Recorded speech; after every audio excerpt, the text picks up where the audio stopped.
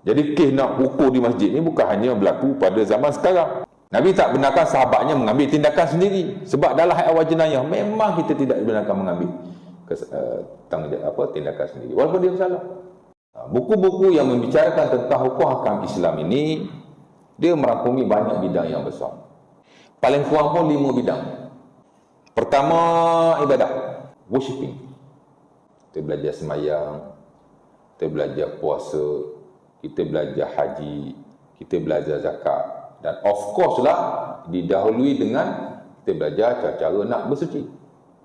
Jadi dia ada kitab taharah, dia ada kitab semayang, sampailah kepada kitab haji. Itu kita sebut sebagai ibadah, fiqh ibadah, the science of ibadah. Dia satu bidang daripada bidang-bidang ilmu fiqh Islam. Lepas tu bidang-bidang yang lain adalah bidang muamalah. Ibadah hanya satu bidang saja. Sebab itu bila ulama kita dia karang buku-buku fiqh, kalau buku tu 5 jilid, 5 volumes, ibadah hanya 1 jilid sahaja. Cuma dia didahulukanlah berbanding yang lain sebab ibadah ni hubungan kita dengan Allah, our relationship to our God. Jadi didahulukanlah. Sementara ibadah ni adalah spirituality, kerohanian kita dengan Allah Subhanahu Wa Taala. Amat penting ya. Lagi 4 kitab tu muamalah. Muamalah ya. Ada muamalah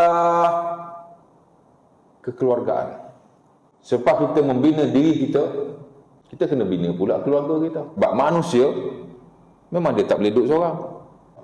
Sebab itu Nabi SAW suruh kita bercampur. Jangan duduk sendiri seorang-seorang. Kan? Sulu seorang-seorang. Sulu atau sulu? Sulu tu seorang-seorang. Tapi dia ibadah lah kan.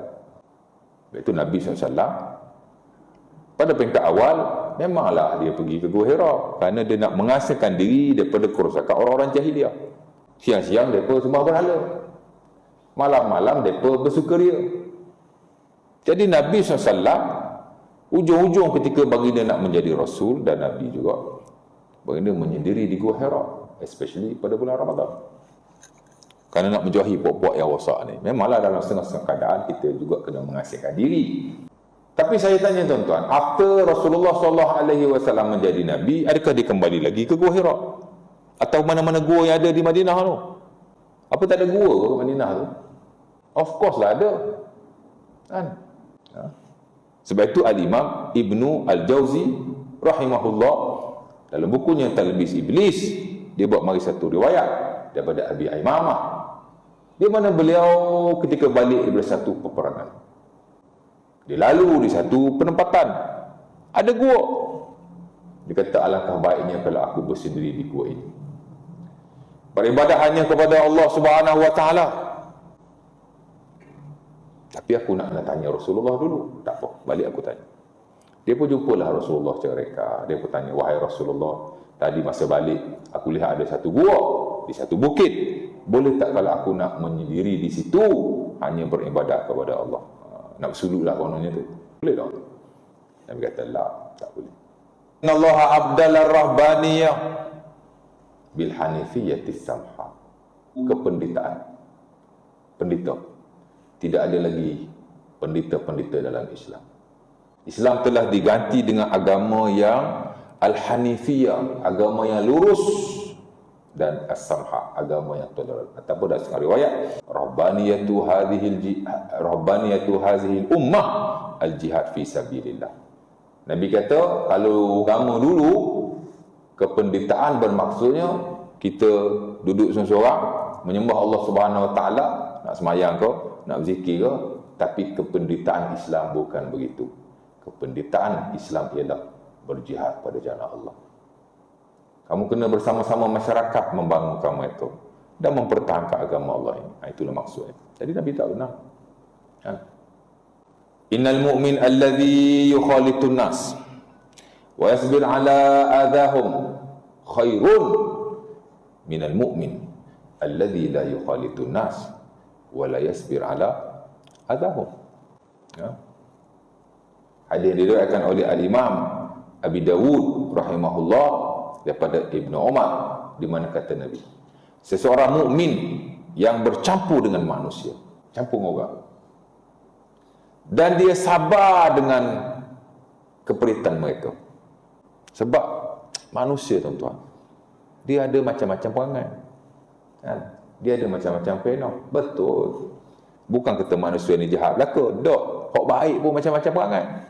Tapi tak apa. Nabi kata orang yang beriman, yang campur dengan orang dan sabar dengan keperitan mereka, dengan perangai buruk mereka dan seumpamanya. Nabi kata lebih baik daripada orang yang tidak bercampur dengan manusia dan yang tidak sabar dengan keperitan mereka.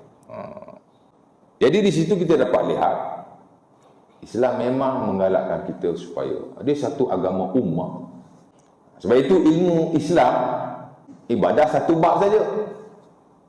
Tapi muamalah merangkumi 4 bab yang lain. Jadi ilmu muamalah dia luas. Ada fiqh kemasyarakatan, muamalah ijtimaiyah. Kita belajar hukum hakam jenayah, itu masyarakat tu. Kita belajar soal kehakiman, ya, itu kemasyarakatan.